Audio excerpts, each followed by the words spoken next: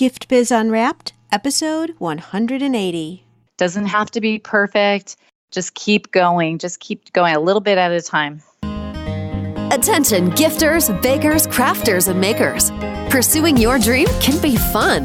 Whether you have an established business or are looking to start one now, you are in the right place. This is Gift Biz Unwrapped, helping you turn your skill into a flourishing business. Join us for an episode packed full of invaluable guidance, resources, and the support you need to grow your gift biz. Here is your host, Gift Biz gal, Sue Monheit. Hi there, it's Sue, and thank you so much for joining me today. At the end of this podcast, I want to share with you where my focus has been these last few months. I've been working on something really hard for you. It's the rebranding and updating of my master membership program called Maker's MBA. Stay tuned to the end for details on that. I also want to make sure that you're familiar with my free Facebook group called Gift Biz Breeze. This is a place where we all gather and are a community to support each other. I've got a really fun post in there that's my favorite of the week, I have to say, where I invite all of you to share what you're doing, to show pictures of your product, to show what you're working on for the week, to get reaction from other people, and just for fun, because we all get to see the wonderful products that everybody in the community is making. My favorite post every single week, without doubt. Wait, what? Aren't you part of the group already? If not, make sure to jump over to Facebook and search for the group Gift Biz Breeze. Now, I want to tell you about my guest today. I've known Shawn for many years now. I am so impressed with the growth of her company, her ability to jump in and try new things that might be a little anxiety-provoking initially, but she knows can help grow her business. Today on the show, she offers us up two really valuable points of ways that you can attract more customers, develop yourself, and grow your business.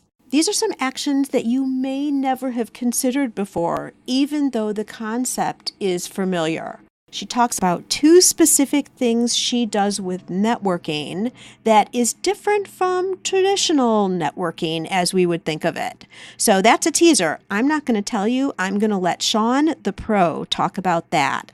And then she also gets into Facebook Live and what she's doing for her business on that platform.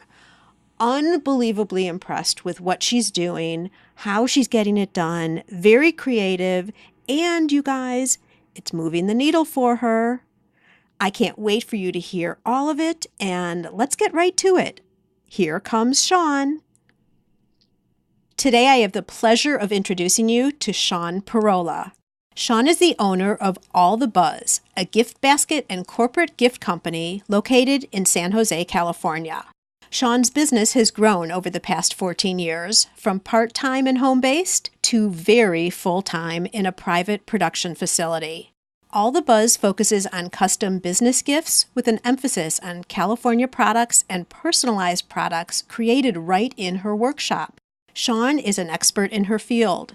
She has served as an instructor at a national conference, has been featured in several publications, and won many design awards. Most recently, first place in corporate design at the National Gift Basket Convention. Shawn, welcome to the Gift Biz Unwrapped podcast. Thank you, Sue. I'm so happy to be here. I am thrilled to have you here, and I'm going to start out with something that's going to be super easy for you because I'm having you make your own customized motivational candle. So if you were to create a candle that really speaks to who you are, Shawn, what color would it be, and what would be a quote that you'd put on your special candle? All right. Well, my motivational candle would definitely be yellow because I think that's light and bright and sunny and positive. It would definitely be a beeswax candle because we're all about bees here at All the Buzz. And we're also all about the natural and organic that beeswax is. And it reminds me of our company mascot and all of our bee things we have around here. As far as a motivational quote, I think my favorite one right now is striving for progress, not perfection. Oh my gosh, I totally agree with you, but tell me what that means for you. For me, that means in the past, I sometimes have gotten kind of caught up and I get stagnant. I just don't do anything because I can't do it just perfect. I'm a little bit of a perfectionist. And so if I can't do it, I stop and I don't make any progress. So now I'm just kind of lately trying to focus on that every morning and tell myself, just do a little bit towards it. Doesn't have to be perfect. Just keep going. Just keep going a little bit at a time. I so agree with you there. And I think a lot of people who are thinking of starting a business think it has to be perfection right out of the gate, right? Or else they haven't been successful and their business is never going to go anywhere. And your quote speaks to this totally, that you got to get something out to even see if it's working and to make tweaks so eventually it will work. Absolutely. I think we're all worried about what other people are going to think. And, they're going to think what they're going to think, but we have to make progress for ourselves. And for me, that's a big thing. I have to do my thing, whether, everybody thinks it's perfect or they make fun of me or whatever they're going to do. I still got to make progress over here. Absolutely. And I'll tell you, anyone who's making fun of anybody probably isn't doing anything themselves. Yeah, absolutely. I think that's the truth. Because it's so easy to critique versus really actually doing the work and putting yourself out there. Right, exactly. All right, so take us back 14 years ago. How did you get the idea of All the Buzz? Well, it probably started long before that. My son is going to be 23 next month. It very much started with him. When I had him, I became a kind of a crazy mom. I wanted to have all of these, before Pinterest, even these crazy birthday parties with themes and absolutely taken to an extreme degree and decorations and party favors and all of those kind of things. And then shortly after that, and while that was going on, my sister and I started a small event planning company. We were kind of just getting started. And I always ended up doing things like the out-of-town gifts and centerpieces and things like that. And she did all the planning and keeping things on track. And she decided to take a lot different route. She went into a completely different kind of business. And I started having friends still continue to ask me to please do that for them between the birthday parties and favors and decorations and centerpieces and all the things they had seen, to please continue doing that and do it for this party and that party and this event. And the big one was when they offered to pay me to do it. That was a big difference. And I started thinking, could I really do this and be paid for what I love to do and make it a business, even part-time? So that's how I started. It's a crazy transition when you have the realization like, oh, people will actually even pay me money for doing this, which is something I just enjoy doing. Exactly. It seems like a dream that would happen. Yeah, for sure. So I'm guessing you took that first paid job, but you don't have a business yet. Right. So you got the realization that people will pay you for your skills and what you have the talent for. How did that transition actually into a business? Well, I think it just progressed. I got more and more requests. And probably one of the big stepping stones was my sister-in-law was working for a big automotive plant here nearby to where we are. And she asked me to do administrative professional gifts for their company.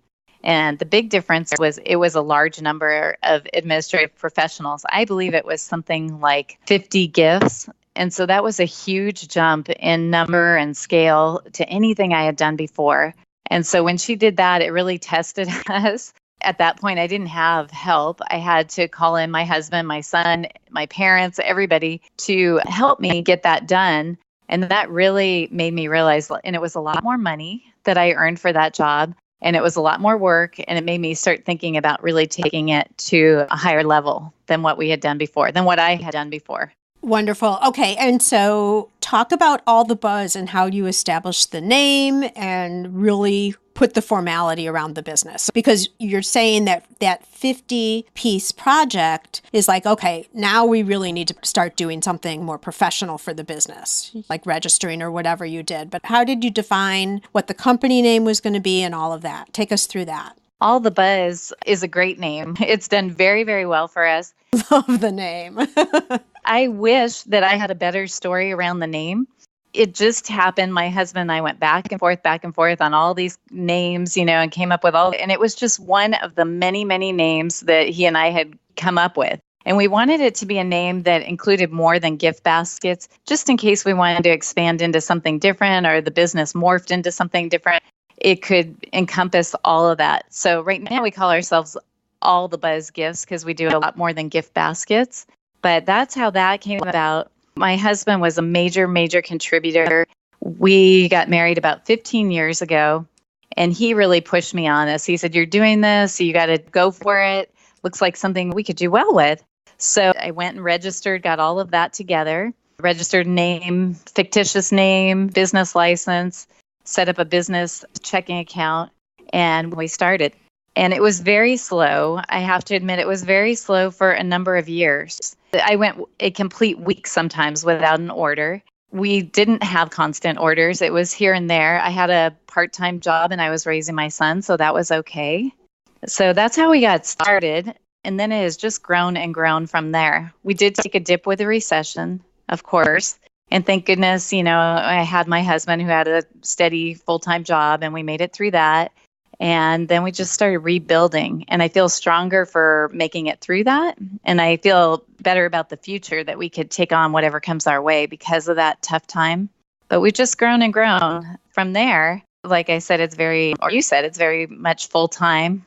Takes a lot of time and effort, but we do some great business now. Okay, so I have like 7,000 questions now for you after all of that.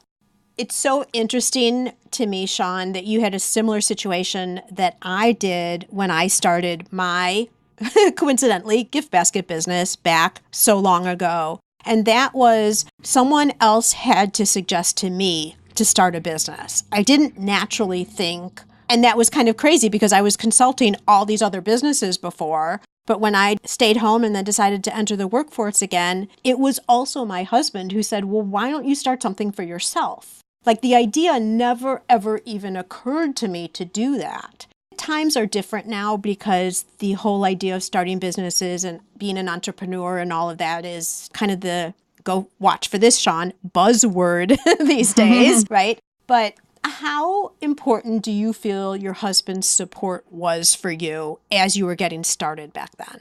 Well, it was critical. He believed in me before I believed in myself. And he really wasn't the only one. I also have my parents were very, very strong supporters. Now, they didn't get me started. They saw that, I had a young son and that's where they focused on where they thought I should keep my focus. But once I got started, they jumped in too. And I think it's so important. I can't imagine doing it without a support group. And that's whoever it is to you. I always think it doesn't have to be a husband because I have many single friends and it does have to be there, I think, to really succeed because you need somebody when times get tough to tell you, you can do this, you got this, I'm going to come help you. Perfect. Yeah.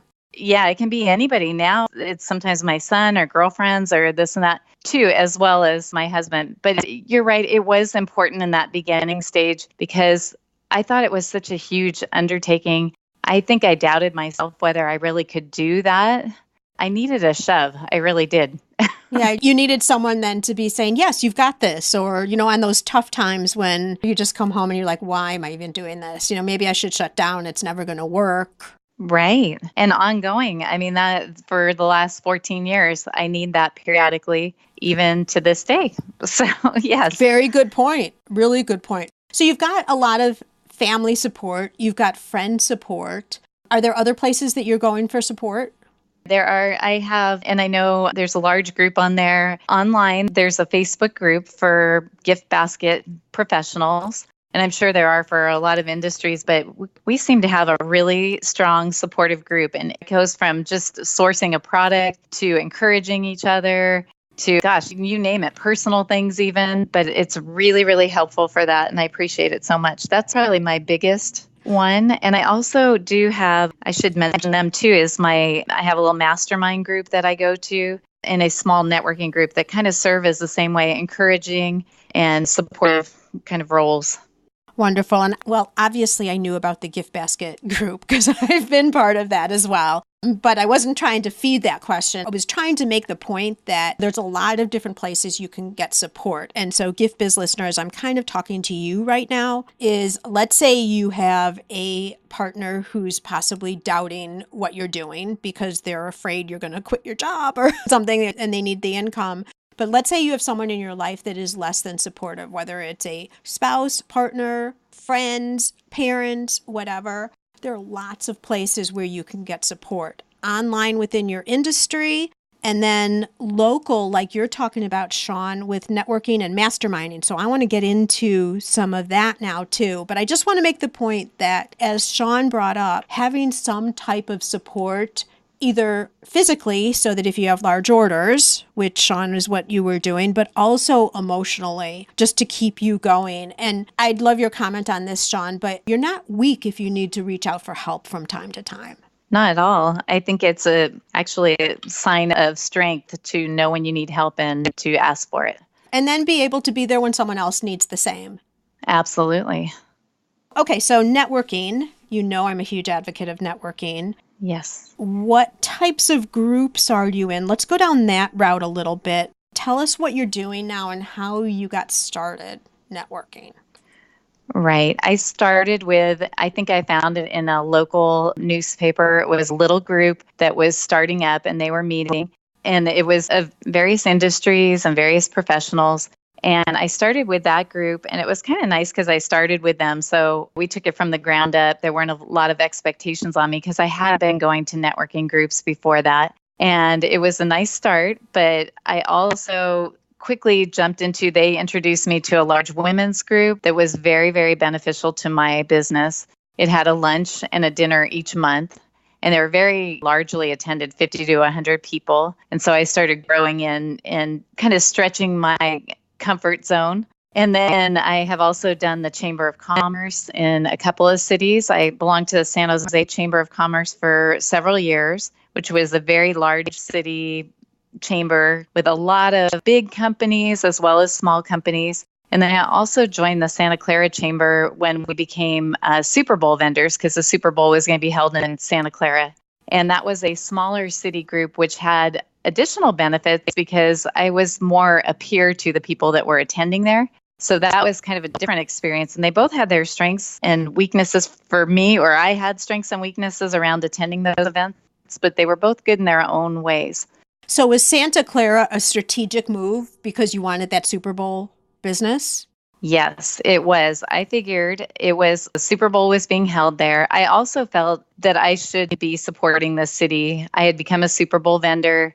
It was a big deal. We had a brand new stadium. If you know, our 49ers have still a fairly new stadium. It was strategic because I also saw that Santa Clara was growing up. So we have the new stadium. We have all kinds of new shopping, new businesses going in around there. And I thought it was an opportunity to start when the chamber was small, the base was small, and to grow with them. So that was my strategic planning on that. Perfect. Okay. So I love the fact that you've been strategic in the different types of groups that you're joining. And I also think it's important that you analyze groups, right? So you might try a group and you see that the personality of the group, it just maybe not a fit. So you want to try something else. I don't think that networking overall is a win or a lose. You've got to perfect the system, like anything you do with your business. Absolutely. For me right now, I'm kind of going through a transition. I left a group and I'm looking for a new group, but I really take advantage of their free visit times. And also people always reach out when you first visit to do some one-on-ones and to take advantage of all the networking opportunities you can within there. They usually you can visit twice before you pay or something like that. And I always do that to the max. I'd never join after one meeting because I kind of want to feel it out before I make a commitment. Because once you're committed, at least for me, it's very hard to leave. I don't know why I have so much trouble leaving, but I really do. So I'm trying to be more careful about joining now. And what are you looking for specifically before you join? How do you analyze a group? I have a few things. I'm looking for how connected the people seem to each other. I'm looking for past business, and I mean past as if do they pass business to each other? Mm-hmm. And they usually have a section in a meeting where they talk about that. And that's really important to me. If it sounds like there's a lot going on there and referrals, that's really important to me. I'm also looking for people that are really active on social media because that's a very important thing to me right now. And the group I just left, the people were not really active on there. And that's another way we're putting in the time and the effort to be at these meetings weekly It's another way to support each other is online. And I want that for that commitment. So that's a biggie for me. Oh, so how are you supporting each other online? What do you mean by that? Well, we have in another group I'm in that's active and has a social media focus. We follow each other all on whatever platform each other is on, we follow on there. So if it's Facebook, Twitter, Instagram, we follow each other. We also, in that group, we have one-on-ones. We each support another person each month, and then somebody supports you. So that means doing a few things that they need for their business. And in fact, I have a meeting today with the chiropractor in my group. So I'm going to go over to the chiropractor's office. They're going to tell me what they do. I'm going to look around. I'm probably going to take some pictures. I'm going to really try and immerse myself in the experience so that I might be able to refer that person appropriately. Or if I can use that service, I'll know it. And I can also show pictures and things like that online and kind of expose their business to the rest of my network. That's perfect because your audience is similar to theirs because you're local, right? Right.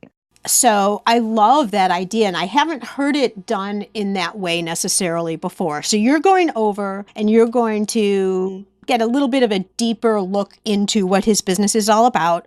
Additionally, you're building a relationship, right? Because you're learning a different angle of him, even just as a person. Exactly. And then you're using that to create some type of a story for social media, whether it's just pictures, who knows, maybe you'll do Facebook Live because that's the topic we're going to get into next, Shawn. But I love that idea. Is this type of a situation reciprocal? In other words, he'll now come into your place and see what you're all about? Is it that structured? Yes, at some point. I mean, we are literally assigned another group member each month. So at some point, he will come around to mine. But right now, this month, I have someone else from the group that is coming to support me at some point. That is such a good idea. Is this part of the chamber or a different group? It's a different group. It's just a small local networking group, but it has a social media base. And so each member is vetted before they are allowed to join, actually. So we want people to join. We encourage that. But we also have to approve them. And a big part of that is that they are social media active. So they have to be on there and have at least a basic understanding of social media, a desire to do social media for their business. And they have to keep up with things that way or they're not allowed to stay. So it's a big focus for this group. Right. And that way, everybody who's joined provides similar value because you know that if you're going, they will be posting, they're knowledgeable, they're not asking you how to do a Facebook post or something like that. So that makes it then more worth your time as well. Absolutely. So we're all getting and giving something every month. Mm-hmm. In addition to past business and things, we have that social media love, as we call it in that group, that's happening. Oh, I'm going to give some thought to that. That is really interesting. Gift Biz listeners, think about this because I'm just wondering how you might be able to tweak that in your community. Two things stand out for me. Number one, the focus on social media. So you're taking a live event and then enhancing it with the whole social media aspect. And I mean live event by not only the group meetings, but those individual one-on-one meetings. And then the structure to it where, Shawn, you have a schedule, right? And is it monthly, did you say? You meet with someone once a month, right? Right. We have a group meeting once a month, and then we do our support of the other member at some point before the next meeting. Perfect. So it's not too much time. It's not like a weekly meeting where it's really going to take you off your game of business. You can easily fit it in still. Right. That's really interesting. Do you have other groups like this? Is this a California thing? I don't think so. I don't know. It is the only group I have that's so social media focused like that.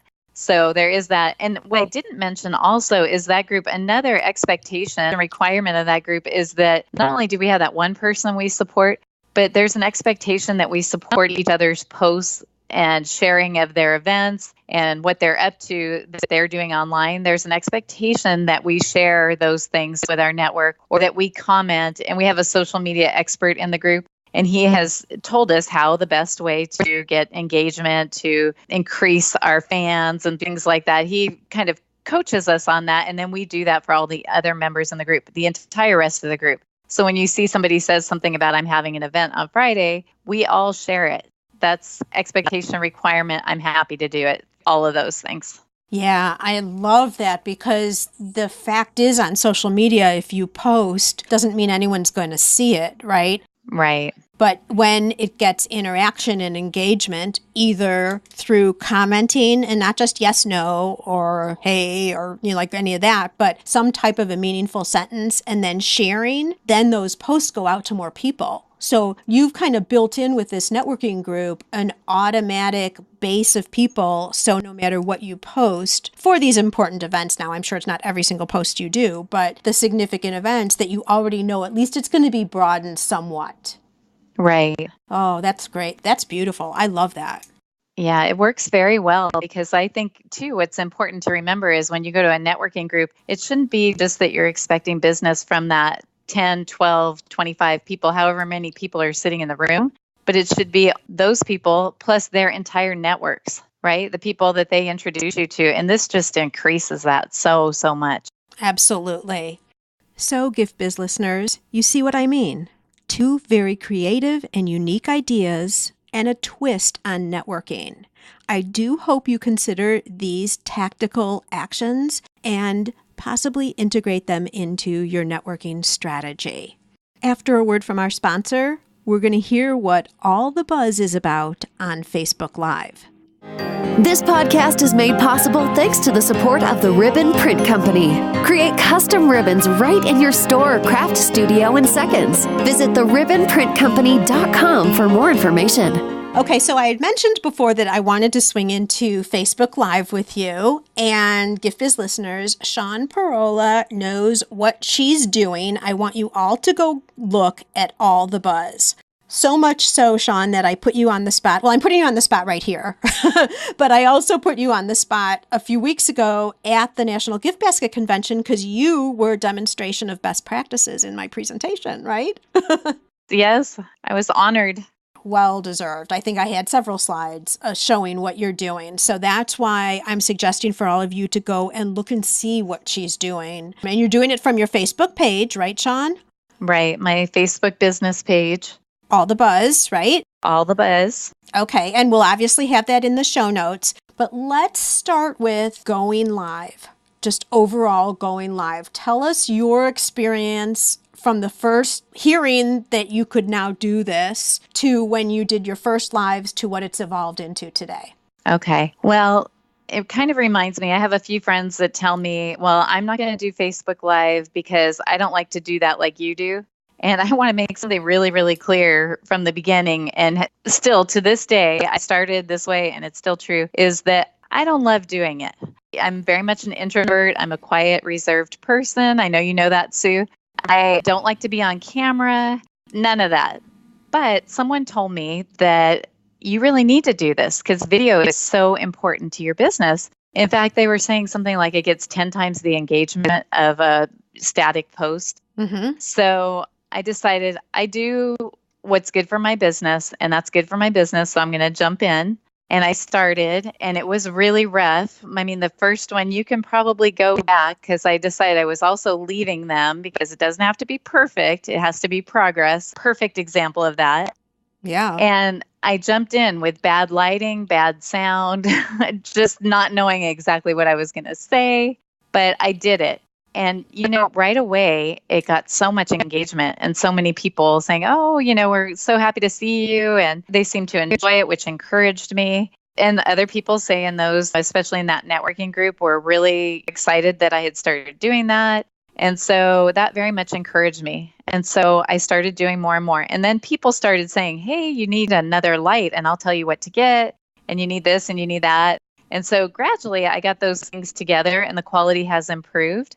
It is still not perfect by any stretch of the imagination. But it shouldn't be. I mean, that's the joy of, this is not a professionally produced video, right? You want it to be just in the moment.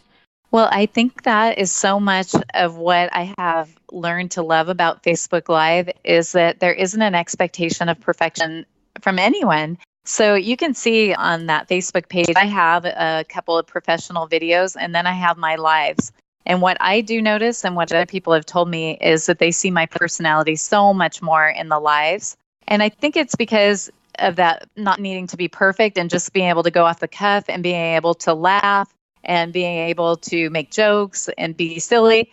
And actually, people really like that. They get to see a little more who you are, kind of endears them to you, and it's so much fun. And you see that engagement on there. People are talking to me and you can talk back to them. And it just has become really fun, even though I don't ever love to do it. And I always get a twinge of nervousness, but I have come to enjoy it a lot more.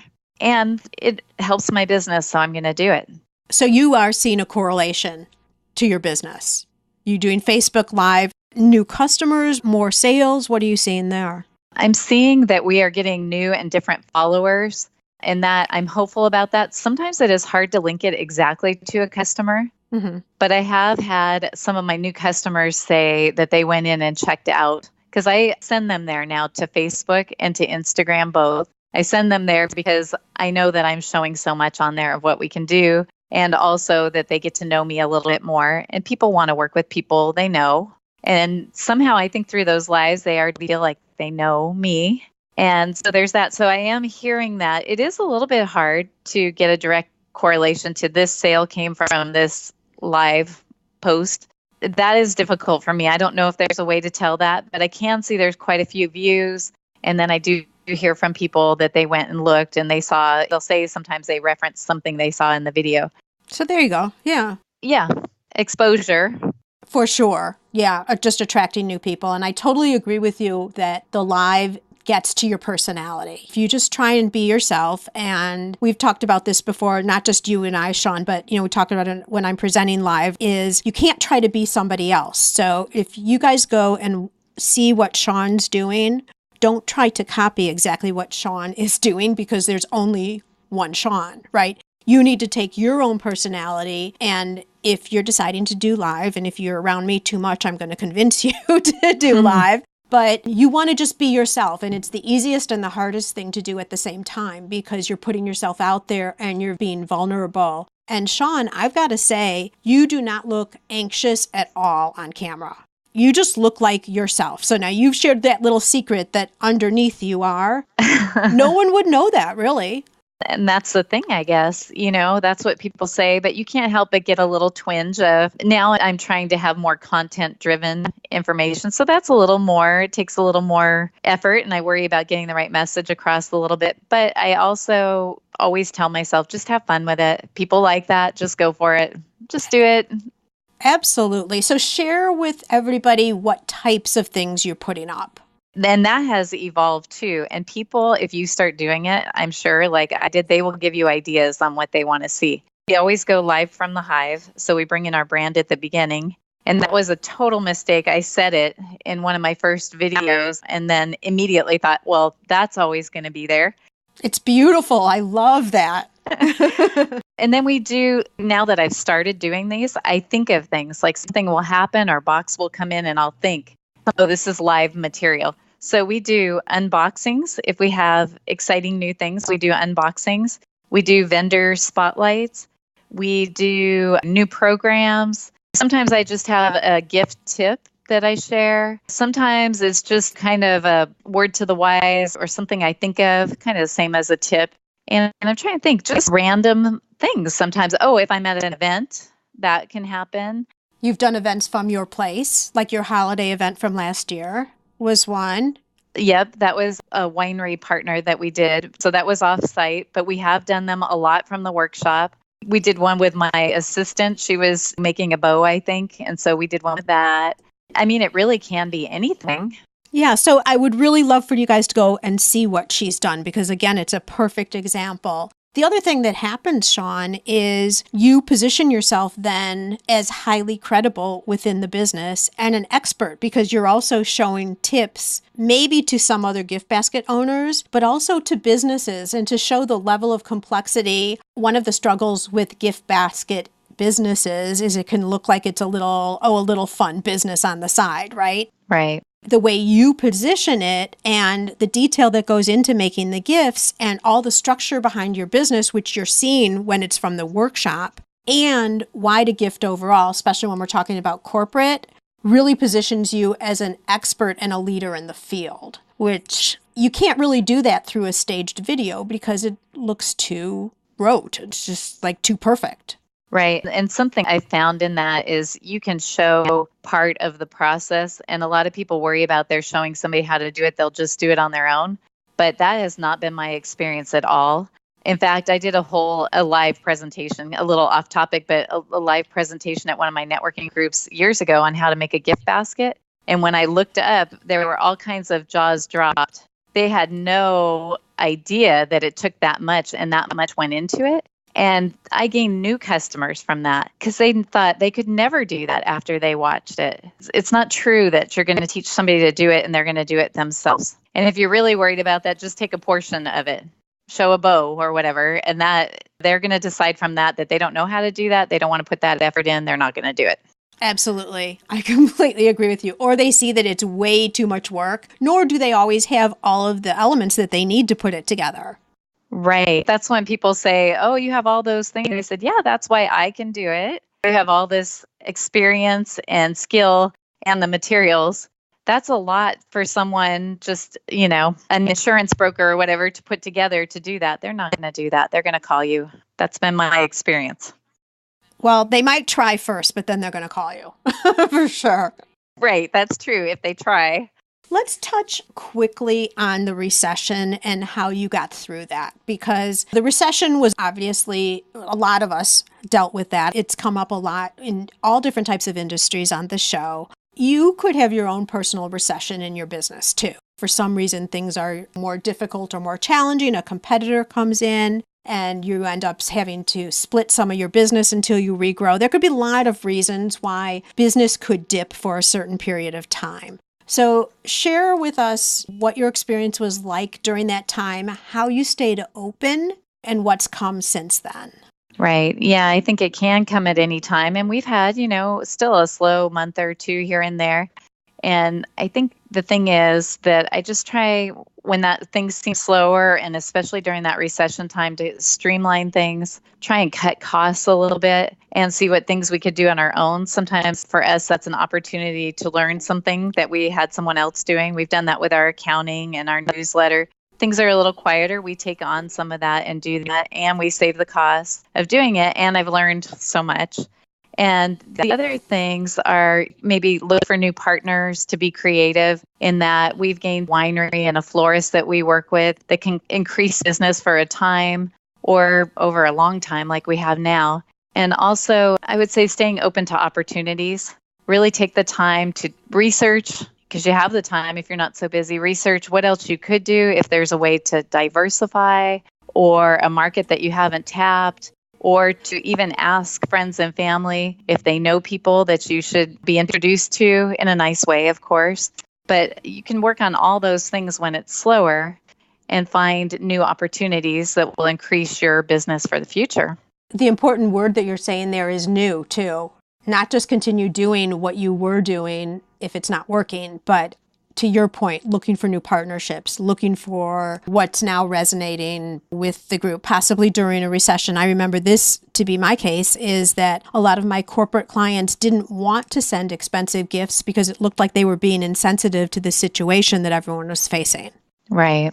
So we had to reposition what offerings were going to be because the market just wasn't receptive to some of the things that we had for that time.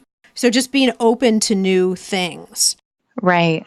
In that case, not worrying about, they're bringing their gifts a lot smaller. Maybe we shouldn't do that. Do the smaller gift, and then hopefully they will grow again, and you will have, you will be doing the bigger gifts again, and maybe you increase your volume instead of your cost per gift. Exactly. Doing what they're interested in and kind of walking alongside them with what their needs are, not pushing them into something that you want them to be doing. Right. Okay, so take us behind the scenes again. Now, I know you use your phone a lot because we do Facebook Live. We've already established all of that. What other types of applications or resources do you use that help you get through and grow your business? Okay, well, for this one, I'm a little embarrassed because I'm very low tech. So I don't use a lot. I use a paper calendar. It's so embarrassing. Shawn, you have no idea how many people say the same thing. Absolutely. It just is what I'm comfortable with. And I have a whole system with, it's really embarrassing. Whiteout, a yellow highlighter, and a check mark. That's the whole system there. And I always move things. Somebody says, well, I'm not interested now. Call me in a month. I move them on the paper calendar over to the next month. And I also send myself a lot of emails when I out and somebody tells me something to follow up with them. I send myself an email to follow up with them. And then it's there in my inbox when I go back. So very, very low tech. I don't use a lot of apps. Now, this week I was at a Facebook event and I have a bunch of new video and photo apps that I put into my phone. We'll see. I do use one. It's not for productivity, but for my photos, I use Snapseed. And it's a really good editing program. And you can add text and put your photos into the right format for the different social media sites and things like that. So I use that a lot. But for productivity, it's that paper calendar and my phone. That's it. And you know what? The whole point is the result that you're trying to get to. I mean, there's apps, there's paper, which, like I said, a lot of people, I think because we're all creators here, we like doing things still with our hands and it doesn't always have to be the high-tech thing. But it's what are you trying to achieve? It's not the fact that you're using a certain technique. It's what does that get you to? What's the point, right? Right. And staying organized. As long as it organizes me, then I'm okay with it. I missed one, but it's paper too is my to-do list. I have an ongoing to-do list. And I have one in my calendar book too that's by the day. So I can move things there and make a list and move. And then at the end of the day, if I haven't completed, I move it down and things like that, or move it to the next week, wherever it goes. So that is another big one, either a to-do list and the calendar list. So you walk in every morning already knowing the top things you're going to do for the day? Right. I usually look the night before I go to bed. That could give you nightmares, Shawn. It could, but I should say before I leave the office in the afternoon, I take a look and make sure everything's done for that day or is manageable for the next day. Then before I go to bed, I look again and that kind of multi-pronged, like I need to know what I'm wearing and what I'm doing and time-wise how that's going to go. So that's part of why that's the last thing. And then first thing in the morning, when I get to the office, that is, I look at it again and we start organizing how, with the staff that I have and me, how we're going to complete that day. Got it. And the other thing I liked about your system is if something doesn't get done, because let's face it, things come up. Our days never actually align with exactly how we plan it all the time. But then it sounds like if something doesn't get done, you make sure to refit it in the future so it doesn't get lost. It might not be done, but it's not lost. Right. And that's the thing. It has to get done. If it was on the to-do list, it was important. So it has to get done. So it has to move if it didn't get done. There you go. I agree. So what would you say to people who are listening who, and I'm going to target this into Facebook Live because I believe we have a lot of people who make soaps or they make cake pops. Like there's so much available behind the scenes where they're set up. They have such opportunity for Facebook Live. Usually my question is, what would you say to the new entrepreneur? But I'm not. With you, I'm going to say, what would you say to somebody who is kind of on the edge? We've convinced them that Facebook Live could be good for their business, but they're saying that is just too scary. I know Shawn said that she gets anxious, but she still does it. I don't know if I can. What would you say to that person? I think I would say to start simple. Start with a 10-second video that just says, and people will be so endeared by this, says, I'm going to start doing Facebook Live and here's my big test. What do you think? Start there. I think that's a good place to start. Do that because it should be you, I think, to start it out.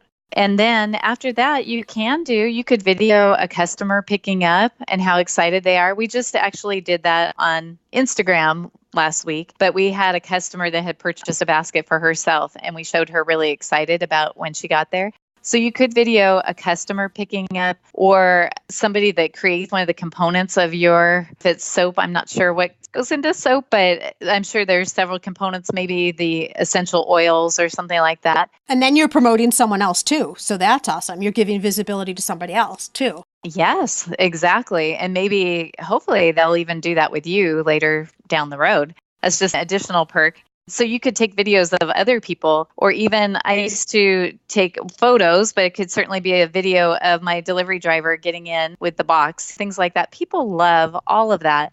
They love seeing the whole process. There's something about seeing that behind the scenes that is just so much fun. And where you see where your product really came from and all that it took or what went into it. It's all really good stuff.